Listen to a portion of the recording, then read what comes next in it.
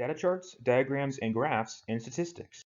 Data charts, diagrams, and graphs help give us a visual representation of the data that is easy to analyze and understand. Probably the most familiar type in statistics is the bell curve. The bell curve in statistics represents the normal distribution. The top of the bell curve shows the mean, mode, and median of the data collected. Please see the video Standard Normal Distribution to see this in action. We also have pie charts. Pie charts are an excellent tool to represent percentages of a whole number and are widely used in many subjects across math.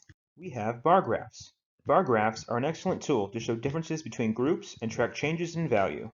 And we have line graphs. Line graphs are used to compare changes in data over short and long periods of time. Line graphs are immensely better than bar graphs when tracking minute changes over short periods of time. Please be sure to check out all my videos, like, share, and subscribe, and check out my social medias.